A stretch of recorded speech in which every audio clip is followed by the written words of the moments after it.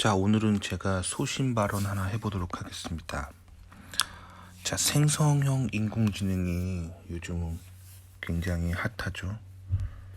근데 이 생성형 인공지능으로 뭐 아시다시피 이 글자로 할 수 있는 일들은 거의 대부분 할 수 있어요. 그래서 뭐 문과 출신들이 할 수 있는 대부분의 일들은 대체당합니다. 뭐 그거는 다들 알고 계시죠. 근데 한국, 이건 미국은 아니고 한국, 특히 한국의 컴퓨터 프로그래밍 하는 그런 사람들의 직종이 굉장히 위험합니다. 왜 그러냐면 미국의 컴퓨터 사이언스 분야는 원천 기술을 개발해냅니다. 그래서 주로 라이브러리를 개발하고 새로운 알고리즘을 개발하는 일들을 주로 해요. 그게 미국의 컴퓨터 사이언스의 인더스트리가 하는 일입니다. 그렇게 해서 만든 원천 라이브러리 패키지를 전 세계에 배포함으로써 이윤을 얻는 구조예요.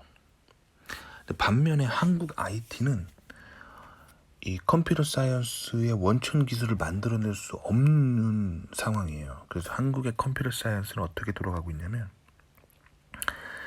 미국에서 만든 그런 라이브러리를 다 다운을 받든지 뭐 오픈 소스로 아니면 구매를 하든지 아니면 구매한 후에 약간의 어떤 라이센스 비용을 지불하든지 구독을 하든지 뭐 그런 식으로 미국에서 만들어진 라이브러리를 가져와서 그 다음에 그거를 뭐 조립하는 분위기예요.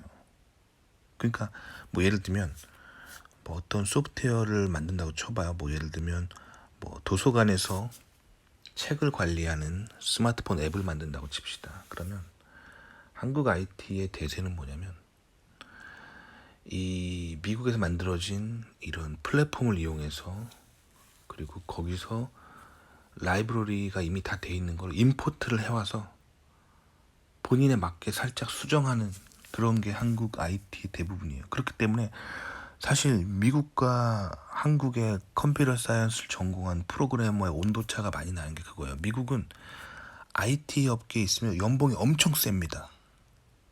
근데 한국은 박봉이에요. 박봉에 맨날 잠을 못 자요. 왜 그러냐면 하는 일 자체가 완전히 다르기 때문에 같은 컴퓨터 사이언스를 하는 프로그래머라고 보기 힘들어요.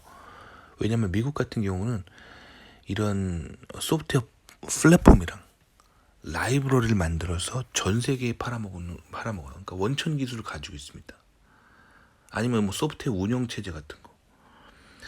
그런데 미국 대비 한국은 이제 미국에서 만들어진 걸 사와서 가공하는 거기 때문에 이제 사실 생성형 인공지능 때문에 한국 IT 업계는 굉장히 위험합니다.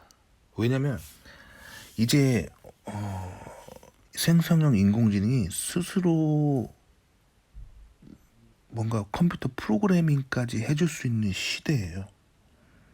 그래서 이 위력 때문에 한국에 있는 컴퓨터 프로그래머들은 두려움을 느껴야 맞아요. 그래서 이 코딩의 문해율이 그동안 코딩을 하는 뛰어드는 거를 막는 어떤 장벽이었거든요. 그래서 컴퓨터 프로그래밍을 하려면 그래도 좀 몇 년은 코딩을 좀 해봐야 뭘 할 수 있었는데 이제는 그럴 필요가 없어요. 프로그래밍 언어의 기본만 알면 돼요. 기본. 뭐 for문이 뭔지 알고 if문이 뭔지 알고 그게 본인이 짤 필요도 없어요. 그게 뭔지 개념만 알면 돼요.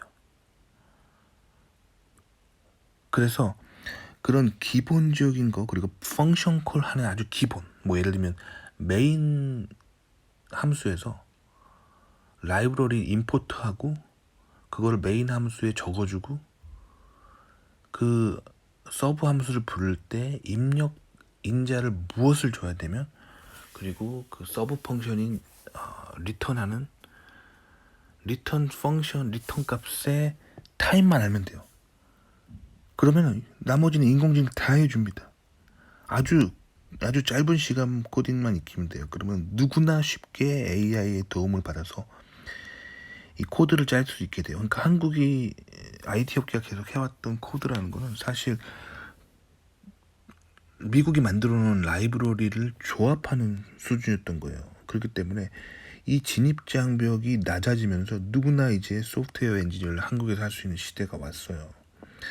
그런데 문제는 뭐냐면 이 생성형 인공지능이 신규 일자리를 다 가져갈 거라는 거예요. 기업은 이제 생성형 인공지능만 있으면은 누구나 코딩을 할 수 있기 때문에 많은 사람이 필요가 없고, 그러니까 이제 앞으로 진짜 원천 기술을 가지고 있어야 돼요. 그러니까 이 IT 업계는 미국은 점점점 더 부강해질 거고 한국은 점점점 더 가난해질 겁니다. 인공지능이 가져올 부익부 빈익빈입니다.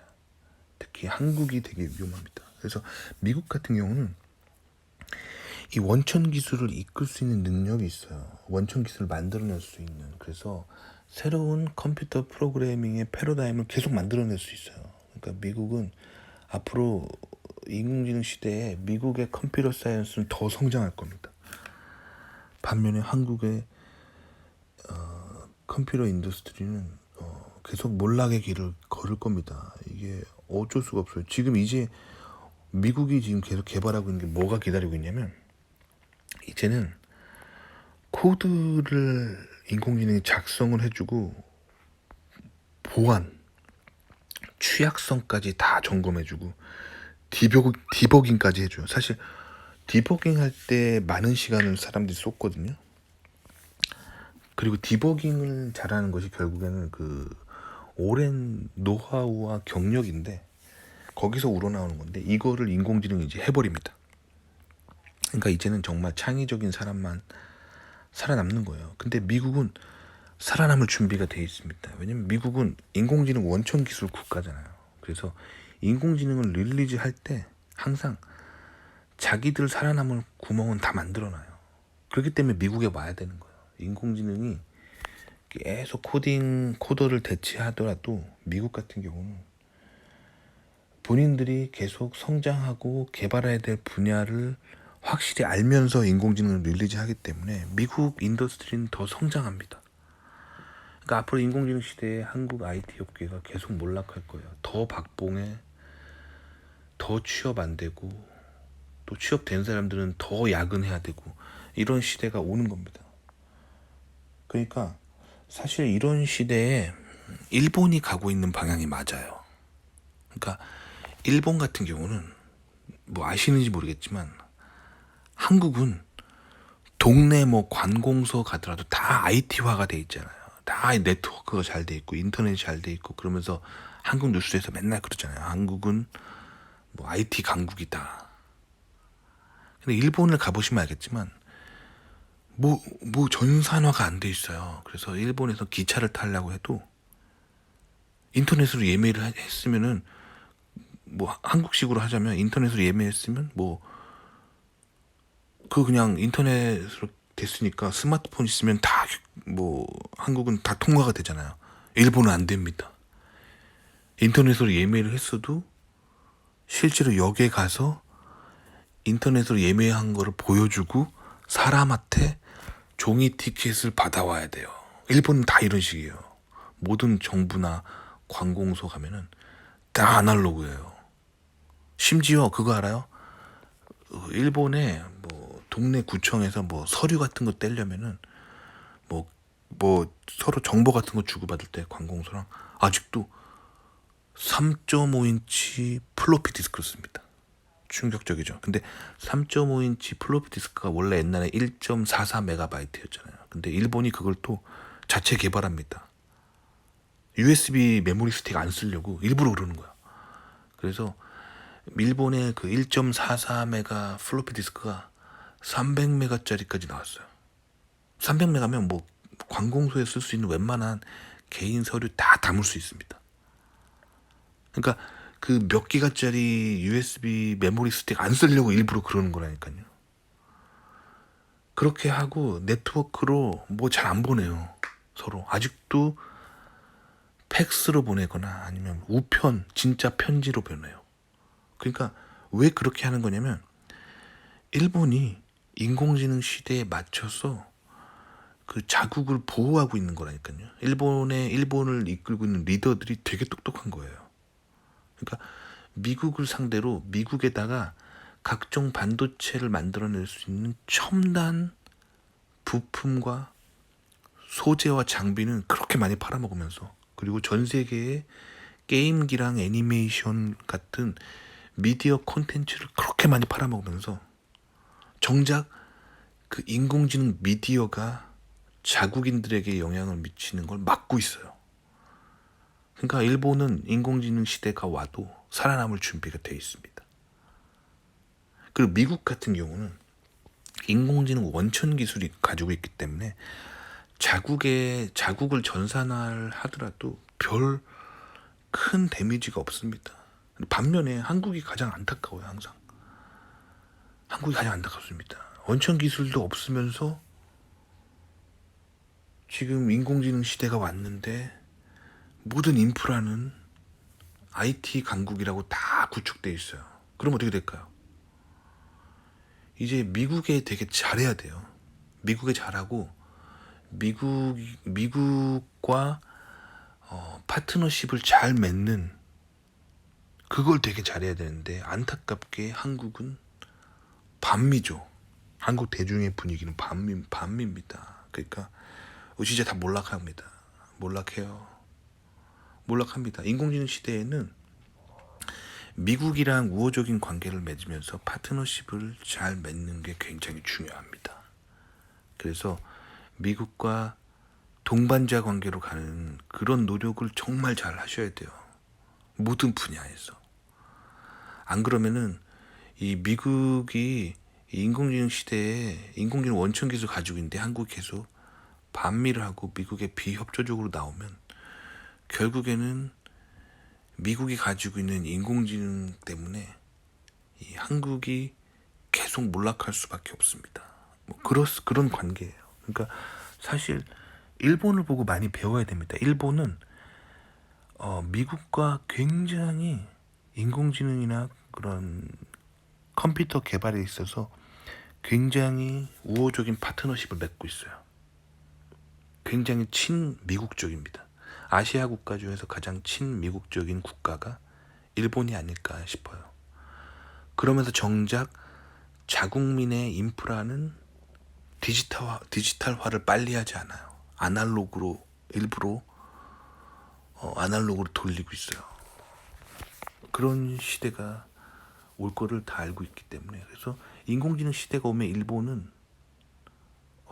자국의 이공계 매출이 굉장히 늘어날 거예요. 그러면서 미국이 가지고 있는 그런 인공지능 시스템 때문에 자국의 산업이 영향받지 않게 됩니다. 성장만 하고 몰락은 하지 않게 됩니다. 그러니까 일본이 굉장히 똑똑한 거예요. 한국도 좀 그런 식으로 나가야 되는데 안타깝게 한국은 제가 봤을 때 한국 사람들은 무엇이 본인들에게 좋은지 무엇이 본인들에게 안 좋은지 장기적으로 보는 능력이 없어요. 그래서 눈앞에 지도자들에게 너무 쉽게 선동당합니다. 한마디로 귀가 얇아요. 귀가 얇기 때문에 한국 사람들은 지도자를 되게 잘 만나야 돼요. 위대한 지도자, 그런 사람들 잘 만나야 됩니다. 지도자 한 명 잘못 만나면 그냥 한 방에 망해버려요. 또 지도자 한 명 잘 만나면 진짜 엄청난 포텐셜이 있어요. 그게 한국 사람들의 특징인 것 같아요. 지도자를 잘 만나야 됩니다. 근데 지금 한국 IT 업계를 이끌어 나갈 지도자가 될 만한 뭔가 구심력이 없어요. 한국 최고의 대기업이라고 하는 것도 이 IT에 대한 인식이 선진국의 어떤 대열에 들 만한 그런 거를 인식을 잘 못하고 있더라고요. 어쨌든 한국 이공계의 IT는 몰락합니다. 그게 제 개인적인 견해거든요. 그래서 미국에 오셔야 돼요. IT 하시는 분들은 특히 컴퓨터자 들어가는 전공을 하고 싶다. 미국 오셔야 되고 미국에 계속 사셔야 됩니다. 그래서 오늘 그 얘기를 해봅니다.